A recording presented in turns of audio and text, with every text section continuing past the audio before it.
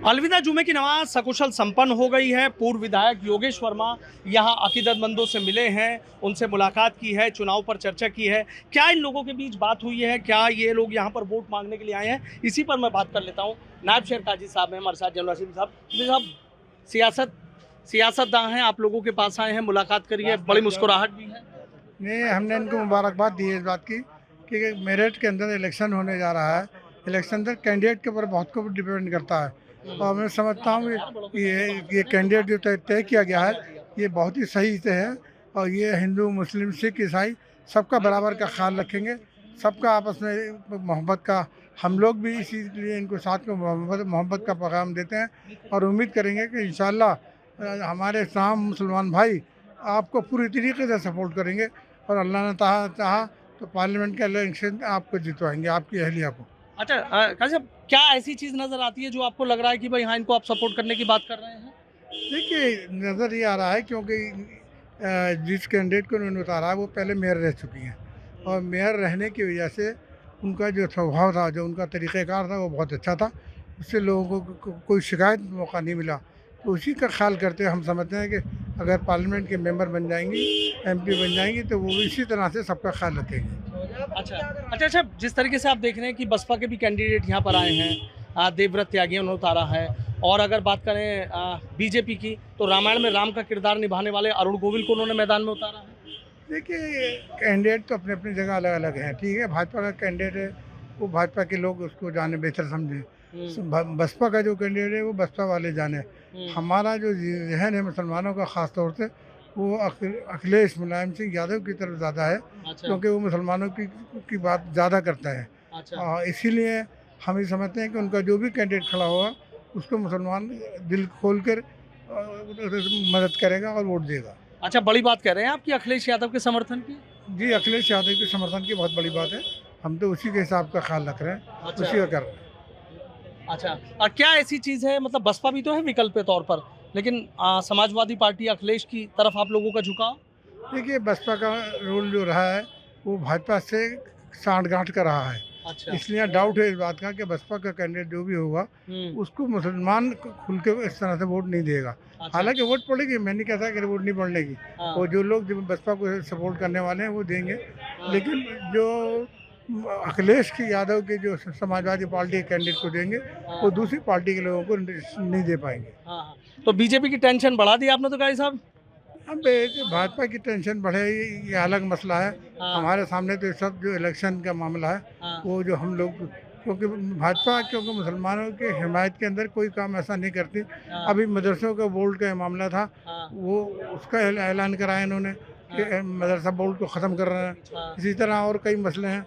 तो इस वजह से भाजपा की तरफ से मुसलमानों की हमदर्दियाँ कम हैं और दूसरी पार्टियों में हमदर्दियाँ कम हैं।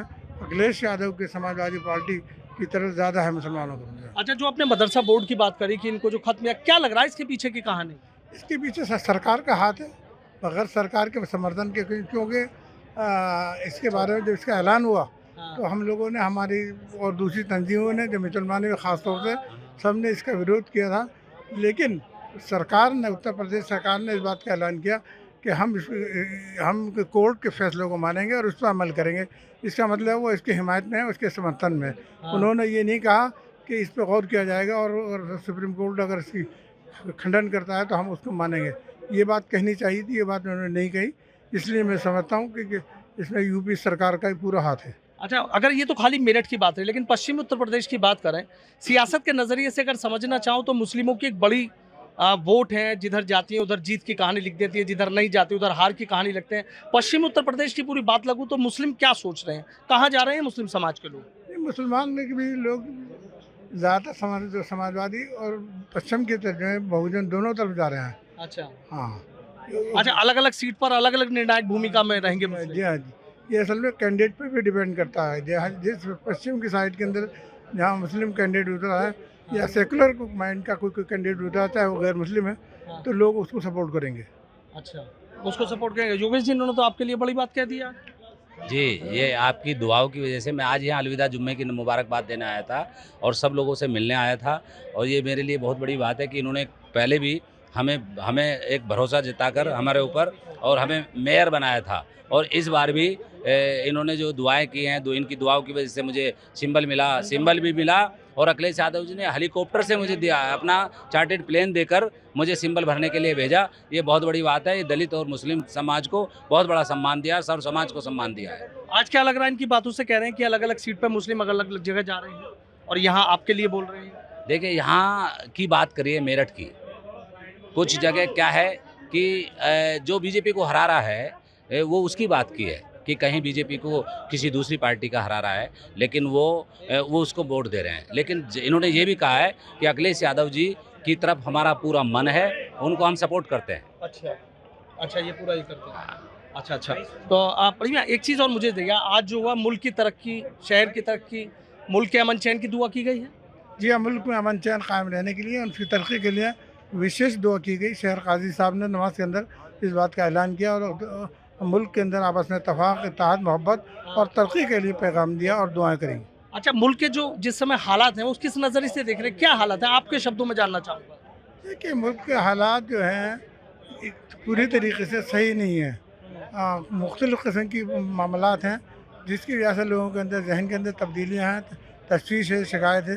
इसलिए ये कहना है कि मुल्क के अंदर अमन चैन कायम रहेगा, बात सही है, लेकिन पार्टियां जो हैं वो मुल्क के मफाद में बात करें और सबकी बात करें, ख़ासतौर से मुसलमानों की, क्योंकि भाजपा पार्टी मुसलमानों के ख़ासतौर से वो उन्होंने कोई कैंडिडेट भी नहीं दिया। मुसलमान यानी कि भाजपा की तरफ से जो इलेक्शन के लिए उम्मीदवार मुसलमान अगर चाहता भी है तो भी उसको कैंडिडेट नहीं दिया। और उसको कैंडिडेट नहीं बल्कि भाजपा के जो बड़े बड़े नेता हैं, मुख्तार अब्बास नकवी, शाहनवाज और इस तरह के जो दूसरे लोग हैं, उन तक को टिकट नहीं दे रहे। तो इससे अंदाज़ा हो रहा है कि ये मुसलमानों के खिलाफ हैं, मुसलमानों की हमदर्दी भी नहीं है। अच्छा, एक आखिरी सवाल मेरा ये है, जैसे मुख्तार अंसारी की जिस तरीके से मौत हुई, उस पर क्या सोचते हैं आप लोग? ये मुख्तार अंसारी के बारे में तो जहाँ तक अंदाज़ा है वो ये है कि जैसा कि अखबारात में भी आया था, टीवी में भी आया था कि उनको जहर दिया गया है। अच्छा, हाँ, अंदाज़ा ये है कि जैसा कि अखबारात के अंदर दिया गया है और टीवी पर बताया गया है, उसके अंदाजे से उसको जहर दिया गया है। और उसका भी बयान था, इसने जो जिंदा था उसने कहा था कि मुझे खाने के अंदर कुछ चीज़ दी गई है और जिसकी वजह से उल्टी हुई थी। तो उठाएंगे इस बात को, कुछ कहेंगे आप सरकार से, कोई मांग या कोई बात? बस यही, हम तो सिर्फ अल्लाह से दुआ करेंगे कि अल्लाह ताला उसकी मग़फ़िरत फरमाए। अब सरकार से किसी बात से कहने से कोई फ़ायदा नहीं। ठीक है, आपसे जानना चाहूँगा, मुख्तार अंसारी की जिस तरीके से मौत है, क्या सोचते हैं मुस्लिम उसको लेकर? असल में जो ये मुख्तार अंसारी जी का जो उन्होंने खुद ही आरोप लगाया था, जिस आदमी ने खुद ही आरोप लगाया था, और उनके बच्चे वगैरह जो हैं उन्होंने बाकायदा जो कानूनी राय लेकर उसके ऊपर वो मांग भी कर रहे हैं। और हम यही चाहते हैं, क्योंकि हम यहाँ पर कानून का राज है, इस वजह से जैसे उनकी मांग है, उनकी एक मजिस्ट्रेट जांच हो भी रही है और उस मजिस्ट्रेट जांच से सब कुछ सच का सच, दूध का दूध, पानी का पानी सामने आ जाएगा। हम यही चाहते हैं कि जांच हो, जांच होगा, सच सबके सामने आना चाहिए। अच्छा, सच सबके सामने आना चाहिए। तो बहुत बहुत शुक्रिया। तो देखिए, तमाम जो मुस्लिम समाज के लोग हैं उनसे हमने बात करी। नायब शहर काजी जैन राशिदीन साहब भी हैं, उनका भी ये कहना है, तमाम तरह की बातें उन्होंने कही है। लेकिन इतना ज़रूर है कि कहीं ना कहीं बीजेपी की इस बात को लेकर टेंशन ज़रूर बढ़ा दी है कि जो मुस्लिम है मेरठ के, उन मुस्लिम समाज का जो रुख है वो समाजवादी पार्टी यानी अखिलेश यादव की तरफ है। Sanuj Sharma, ABP news, Meerut.